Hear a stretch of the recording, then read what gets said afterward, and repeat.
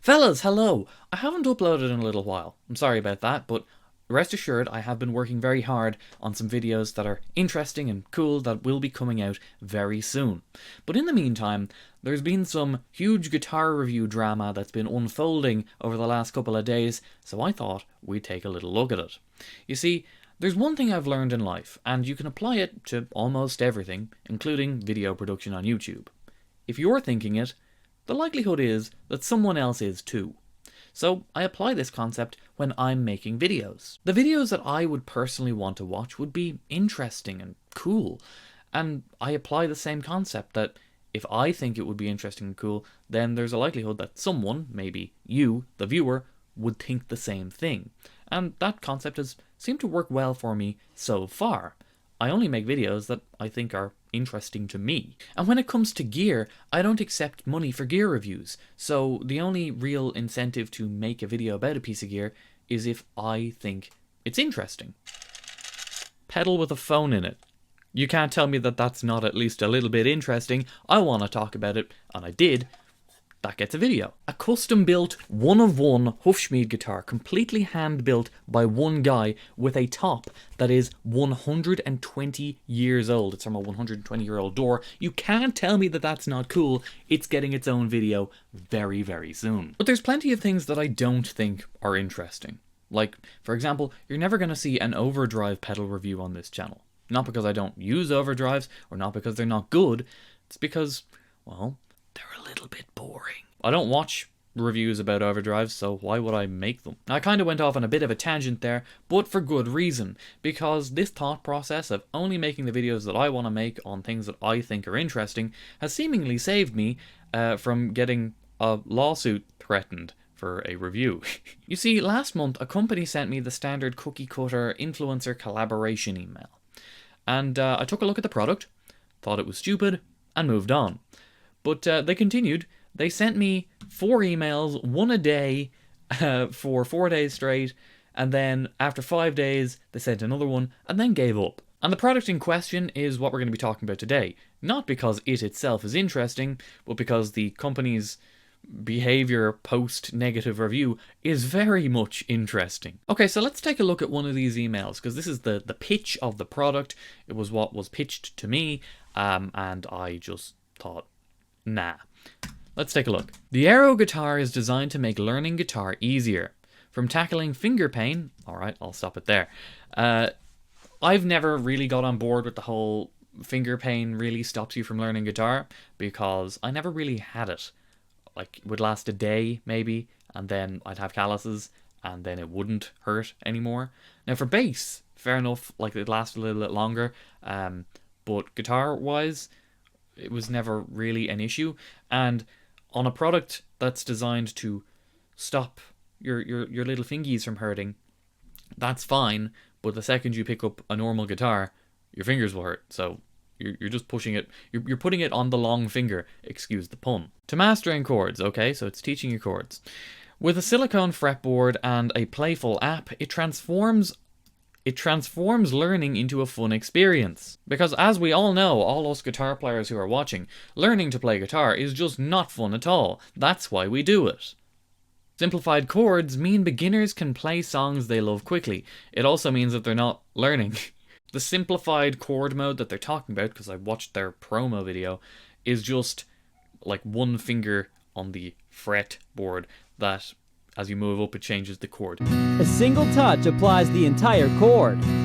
Fret indicators on the neck guide beginners in real time every step of the way to practice and play. Which is not teaching you anything there, or not helping you learn. You can't translate that onto a guitar unless you're tuning it to like an open chord thing, which again, why not just do that with a guitar?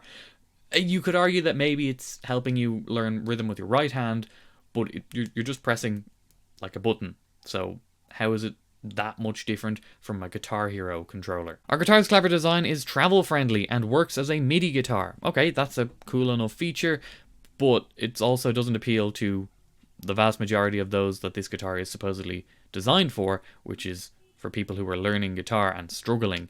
Like, why would they want a MIDI instrument, MIDI guitar?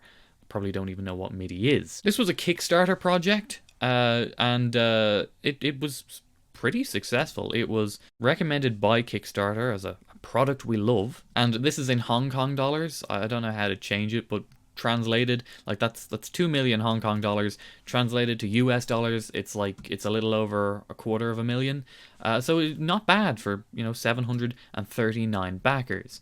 Now the Kickstarter is closed, so went to the website, which they also linked in that email. You can book it because it's not out yet. Ooh, $600, but they're giving us a discount, $569. Now, to put this into perspective, the last video I uploaded, went guitar shopping with Glenn, my bandmate, bought him a guitar. We bought a Japanese-made Bernie Les Paul for $500. It was cheaper than this guitar thing. Now, as a guitar player, again, if you're thinking it's someone else's too, if I'm a guitar player and I've got $600 in my pocket and I'm looking for a guitar, I'll buy a guitar. I won't buy one of these.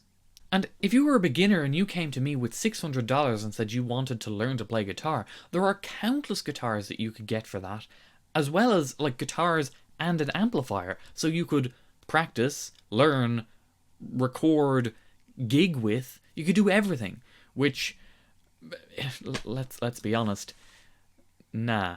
I remember what made me want to play guitar was the School of Rock, but it was because it looked cool. I thought like the Flying V was like just the coolest because I thought it looked cool. That's what made little 10-year-old me think guitar was cool. And when I got an electric guitar, I was, it kind of looks like that guy's guitar, so it makes me feel like it's that. This doesn't have that. This does not look like anybody's guitar. And also, just on looking at the product itself and the demo, it doesn't seem like you can bend. Which is, if you were asking Paul Gilbert, he'd say it's probably the most important part of playing guitar. If you just want to play single notes, get a piano. If you want to play guitar, bend. That's the bit that makes it different. So anyway, that's the general thought process that I went through when I saw this guitar. I applied the same thought process that I normally do. This is not interesting to me as a guitar player, so why would it be interesting to my audience, which are 99.9% guitar players? Probably wouldn't be. So to me, there was no point in doing the video, but other reviewers were contacted and did do the review. Primarily two people. We had a friend of the channel, Six String TV, and we had also a friend of the channel, Henning Pauli from, he spells it weird, HP42. They did reviews on this Aeroband guitar thing, and they weren't particularly favorable reviews. It's hard to find the good things primarily because of the price. Like, if it was significantly cheaper, and I mean significantly, you could probably see some silver linings, but it's not. It's more expensive than an actual guitar and an amp. So, no. But the story gets a lot more interesting here. You see, after those negative videos have gone up, which they've actually received a fair few amount of views in a relatively short amount of time, naturally the company are in a bit of damage control. In a video that's linked below from the Guitar Geek, Andy Ferris, he showcased an email that he and a lot of the others who have been contracted to do reviews but have not uploaded them yet, received from this company. He did not disclose that it was from this specific company. He blurred their names out and such, but, it was pretty obvious. But the email has some requesty demands. They were asking that all videos be sent to them for approval prior to upload, which is kind of a bit of a no-no when it comes to guitar reviews, or reviews in general, actually. But even more than that, they were threatening litigation against anyone who uploaded without their permission, because it would cause financial damages to their brand, because no one would buy the thing. But realistically, the threat isn't all that scary, because it mentions recouping the losses, which they'd have to prove A, were attributed to your specific video, and B, that there were actual losses. Like, how do you prove that people didn't buy the thing because of you? I don't think you can, or you'd have a very difficult time doing that. But sending an email threatening a whole bunch of people. Big mistake. But I do want to play devil's advocate for a moment and just kind of put myself in Aeroband's shoes for a second. Because if I look at the emails, and like these emails were cookie cutter, they were sent to everyone. Just read this sentence. Your impressive work caught our eye, and we believe you'd be a great fit for promoting our latest creation. Very clearly the goal is promotion and advertising, not review. They're not asking for a review here. With that said, they contacted review channels, and we're expecting not a review. I don't quite understand. And I think Aeroband made several mistakes, more than just, threatening litigation against reviewers, because, yeah, that's stupid. Even with the threat being as toothless as it is, it's still, you don't do that. That is not a clever move. But more than that, they made other mistakes. First and foremost, why would guitar channels be the place to advertise this product to? It seems like it's actually pitched as a replacement to a real guitar. And, like, the vast majority of people who are watching this play guitar already. It's not the right audience to begin with. But another big mistake, I think, was Aeroband could have avoided a lot of these problems if they sent emails to the same people that they asked to promote. If they sent emails in the research and design element of this product, we've got this concept.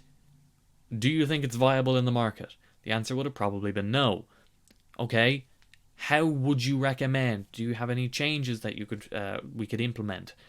Just the standard design element of a thing. You should probably ask, if you want to appeal to guitar players, which they kind of have to, because they're targeting it as pro, beginner and pro. It's not pro. It's not. Their demographic even seems just a little bit like, which one is it? It can't be both. Yeah. This just seemed like a little bit of a mess. And by a little bit, I mean a lot. That's the video. Subscribe if you want to. Like it if you want to. I'll see you next time for cool and interesting videos. Bye-bye.